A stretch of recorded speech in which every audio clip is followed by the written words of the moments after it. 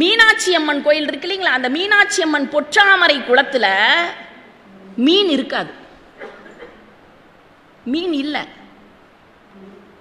மீனாட்சி அம்மன் கோயிலுக்குள்ளார இன்னொரு சிறப்பு, மேல இருந்து பார்த்தா ஸ்ரீ சக்கர வடிவமா தெரியுதான். அதை எப்படி உருவாக்கினார்கள் தெரியவில்லை.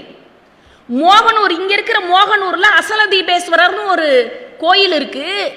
அங்க அந்த தீபம், அசல தீபேஸ்வரர் தீபம் கொஞ்சம் கூட ஆடாதான், அசையவே அசையாத அசல தீபேஸ்வரர். வியாசர் பாடியில ரவீஸ்வரர்னு ஒரு கோவில், அந்த கோவில்ல சிவபெருமான் மீது, இதெல்லாம் நீங்க போய் பாருங்க. இந்த இந்திய தேசம் ஆன்மீக பூமி, ஞான பூமி, ஞான பேர் உள்ளங்கள் நிறைந்த பூமின்றதுக்கு சான்றுகள் இதெல்லாம். இதெல்லாம் கதை கிடையாது, கற்பனை கிடையாது. வியாசர் பாடியில ரவீஸ்வரர் கோவில்ல சிவபெருமான் மீது சூரியனுடைய ஒளி தினம்தோறும் மாலையாக விழுகிறது, மாலையாக. இது எப்படி தினம்தோறும்? திருப்பூர் அருகில பைரவர் கோயில்ல குழந்தை 1 மாதத்தில் கருவறையில் எப்படி இருக்கும், 2 மாதத்தில் எப்படி இருக்கும், 3 மாதத்தில் எப்படி இருக்கும், 10 மாதம் அந்த குழந்தைகள் எப்படி இருக்கும் என்பதை சிற்பமாக வடித்து வைத்திருக்கிறார். திருப்பூர்ல போய் பாருங்க. இங்க இருக்கிற நம்ம திருப்பூர்ல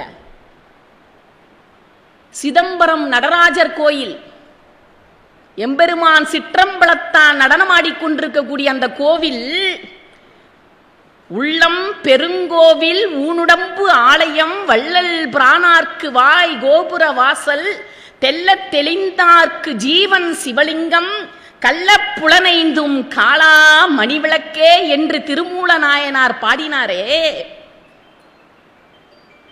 அந்த கோயில் 50 ஏக்கர் நிலப்பரப்பு, 50 ஏக்கர். அதுல ஆலயம் மையத்தில் இல்லாமல் தள்ளி இடது பக்கமாக இருக்கிறது. ஏன்? இதயம் மனிதனுக்கு இடது பக்கத்தில் தானே இருக்கிறது, அதனால் ஆலயத்தை இடது பக்கத்தில் வைத்திருக்கிறார்கள். சரியா? 21,600 ஓடுகள், பொன் ஓடுகள் வேயப்பட்டிருக்கின்றன. 21,600 ஓடுகள்.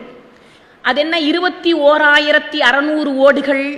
இதுதான் ஒரு நாளைக்கு மனிதன் மூச்சை உள்ளே இழுத்து வெளியே விடுகின்ற எண்ணிக்கை 21,600. அம்மா கரெக்டாம்மா கணக்கு நான் சொல்றது? இந்த 21,600 ஓடுகள் வெய்யப்பட்டிருக்கிறது. அந்த ஓடுகளை இணைப்பதற்காக ஆணிகள் அடித்திருக்கிறார்கள். 72,000 ஆணிகள் அடித்திருக்கிறார்கள். அது என்ன 72,000 ஆணிகள் என்றால், அதுதான் நம்முடைய உடலிலே உள்ள நாடி நரம்புகளின் எண்ணிக்கை 72,000.